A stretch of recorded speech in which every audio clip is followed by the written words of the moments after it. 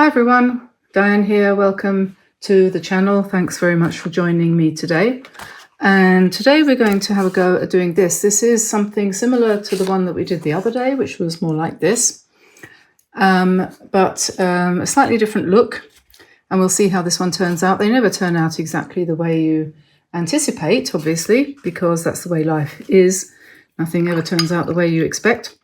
But so what I'm going to do is I've got my Kuretake paints here. So without further ado, I'm going to get started. I've got Kuretake Cadmium Yellow and Aureolin, which is another yellow, which is a little bit different, not very, but it mixes slightly differently. And I'm going to put two large areas of a mixture of rose and carmine in the middle here. And when I did this other one, I was thinking about birds.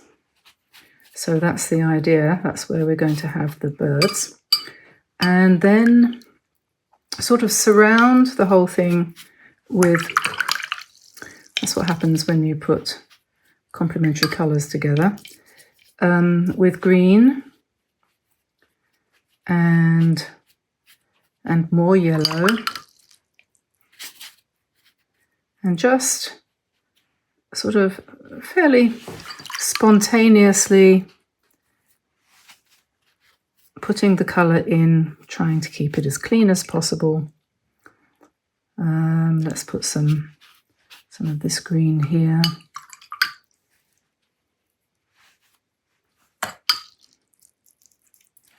And some more yellow perhaps.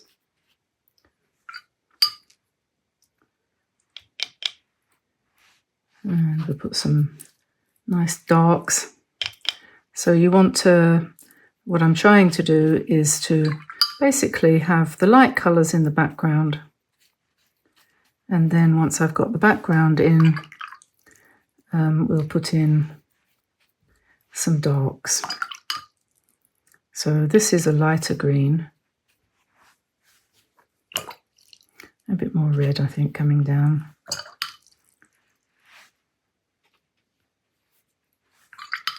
Some more yellow, and just whatever you feel like. And you'll find that these things, they vary according to your mood. Of course, you can't possibly anticipate how it's going to turn out until it's done. So I'm putting some nice darks in, and they'll spread. A little bit down here perhaps, maybe a bit more there. And yeah, so at this point looks pretty awful, but we'll let that spread and see what happens. And then once that's dry, then I'm going to transfer this design, which I've traced and prepared. I'm going to transfer that onto there. I wouldn't normally do it like that, but I wanted to actually do the same design as I had there. So I'm going to let that dry and I'll be back in a second.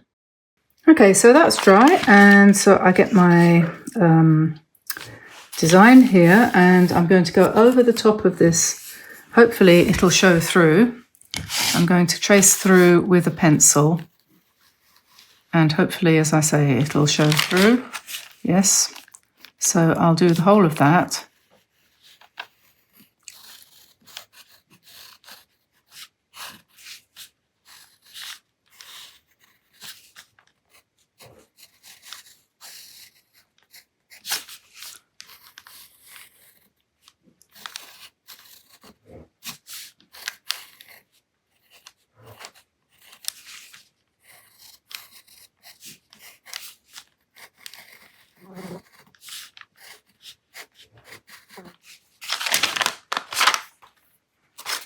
I'll probably have to go over it again a bit with white.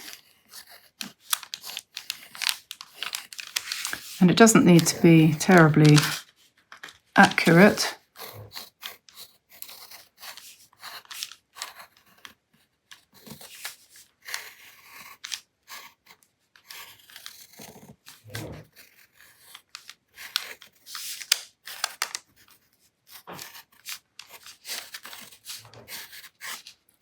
Main thing is to get the birds and the branches in the same place if I'm going to try and copy it.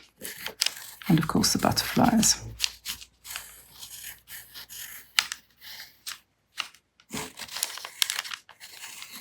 And then once I've gone round these, I can come in with a white pen and show it up, make it show up.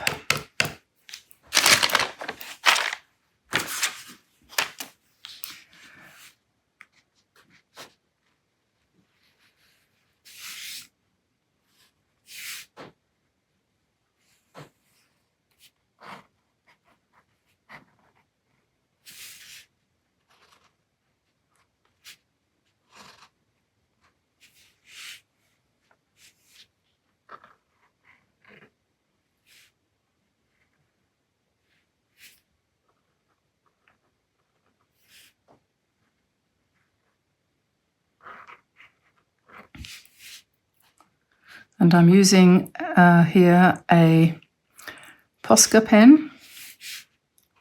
There's any number of white pens on the market now that you could use.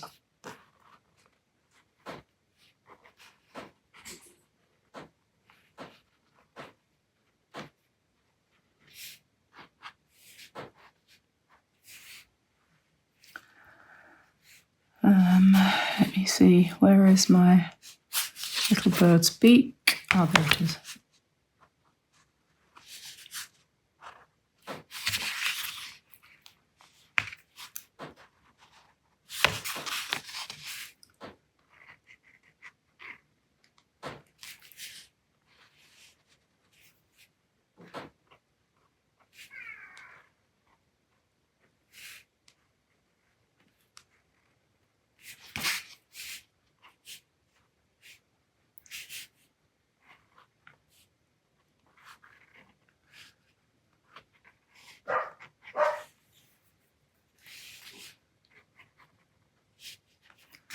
And another butterfly down here.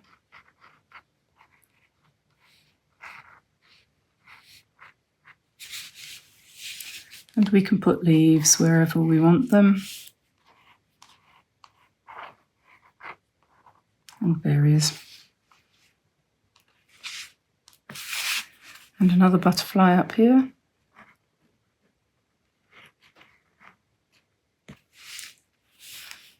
Leaves.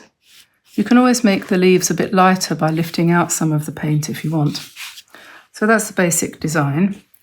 And then the next thing that we have to do is to find a smaller brush, and I'm going to go over the whole thing now, except for the bits that I've marked out with white. So I'm using, this is a size 8. The other brush I think is a size 14, is it? Yeah. This is a Princeton Aqua Elite. Now what happens when you do this is it lifts a little bit of the paint underneath, which gives an interesting effect, and you don't want to be too careful about it. Just, you can go right over the legs.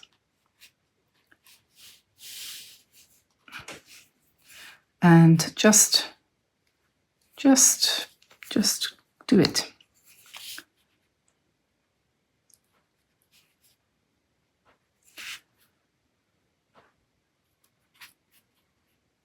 Keep it really, what's the word, casual.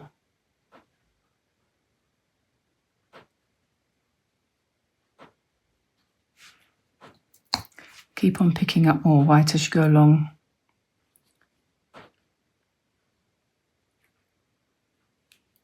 And the idea is to cover up a lot of the colour that's underneath. So you start off with it very bold, and as we said in the last one that we did, it then goes through a sort of adolescent phase where you think, oh my goodness, is this going to work? But you just keep going.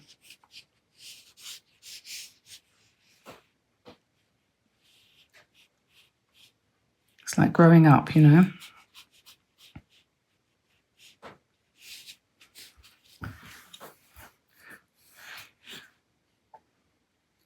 have to just have faith that that child that started off so well and was so good when they were 1, 2, 3 years old, and then suddenly when they get to be a certain age, everything gets very difficult, and you have to have faith that it's all going to turn out in the end.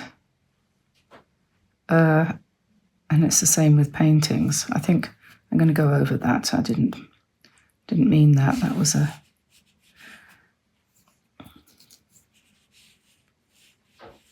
in the wrong place. So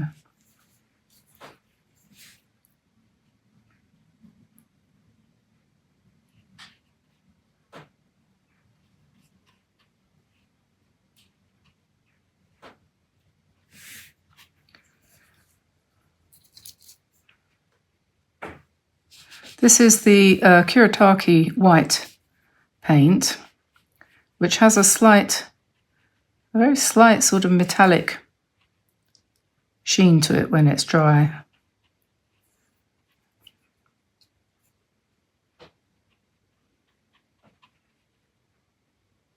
So don't try to make it too even. You want some parts of it to be lighter than others. Just because it sort of looks better that way. And once you get to this point, you could add some more leaves if you want, or you can make alterations. For example, if you don't really want this butterfly to be dark green, because he wasn't really meant to be, you could, well, what we could do is actually take the whole thing out.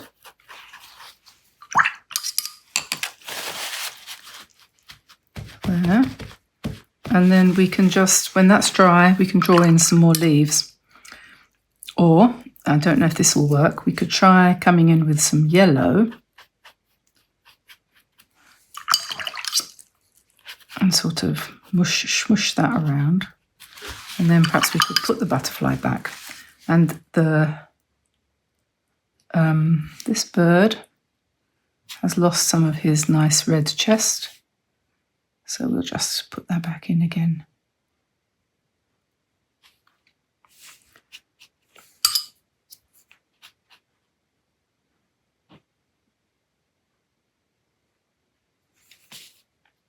So you can, make corrections if you want.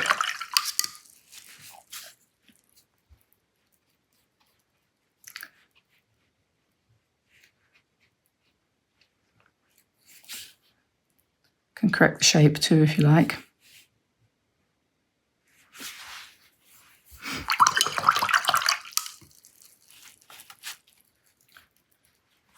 So we'll just dry that off now. Okay, so working on this now. I think I'm going to use these watercolor brush pens to put some definition in my butterflies, rather than using black or even sepia. Just use some of this. And the neat thing about these is that you can use a brush as well to sort of smooth things out, smoosh them around. And I don't know, it gives an interesting and slightly different effect from what you would get if you used paint. So I'm sure there's a reason for that. I'm not an expert on these brushes, but I do find that gives an interesting effect. And so I've been practicing with that. So just going over the white from the Posca pen, and to give these little butterflies an interesting border. And we can use it for the body as well, and the head and the antennae. And then just take a damp brush and sort of blend that in a bit. Kind of irregularly.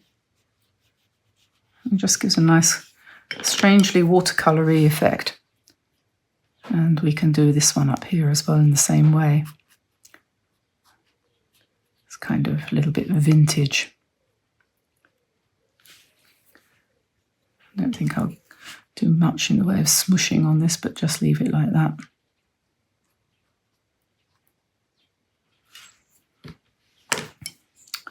And then a darker brown for the legs, perhaps.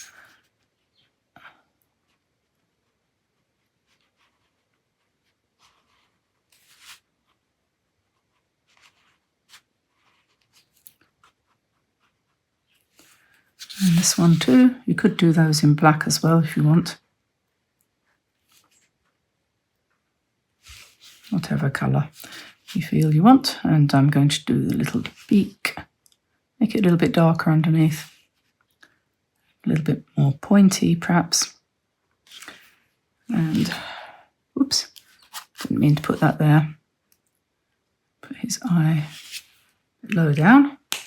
And then we could do some more of these leaves with green pens, if you feel like it. And some here, perhaps. And like I said, this one's going to turn out a little bit different from the other one. It's got some different colours in it and different character. But you wouldn't want things to be the same, would you?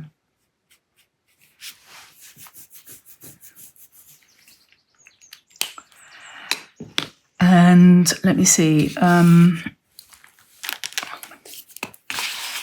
I'll get rid of this white line down here by just going over with the complementary colour. I'm going to do those berries in a minute in a dark colour.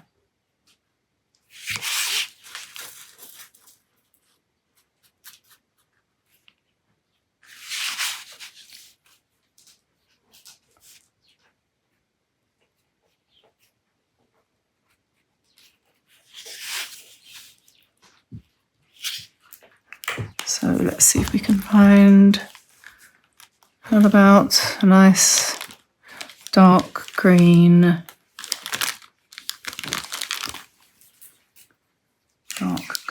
where is the dark green? Well, I could use a brush. Oh, here we are, ink green.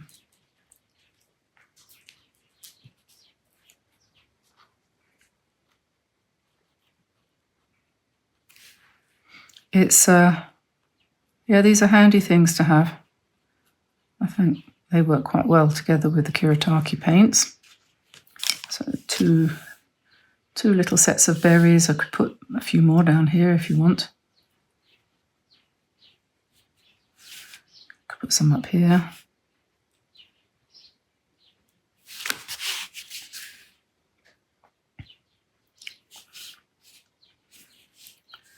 And we can put some veins into the leaves if you want.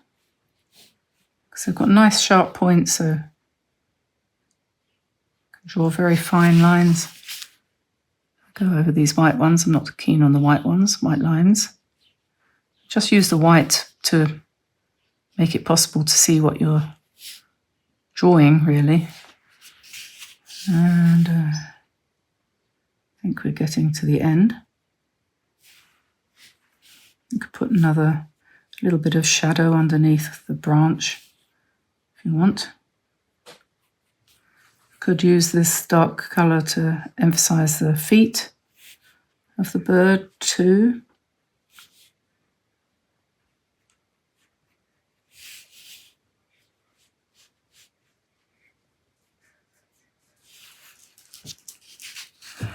And maybe make their eye a bit darker, and we'll have to come in with a little bit of white to give him the necessary.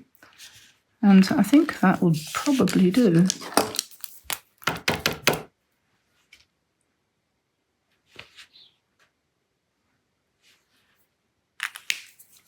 We could, I did have the red somewhere here. Don't know what I've done with it. Oh, here it is.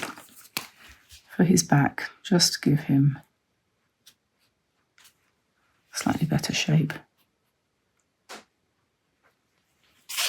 Get rid of some of that white. And the white that you put in to cover up all the background has all taken up the colour of what's underneath. So it makes it look quite interesting. I think I'll make him a bit darker down here.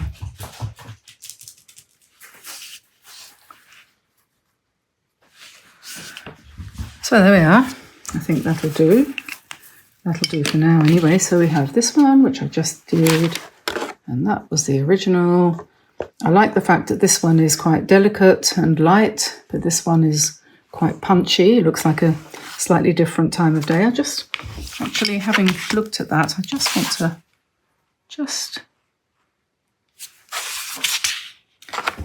just round him off a little bit there. He's a little bit flat. So, lots of birds in trees.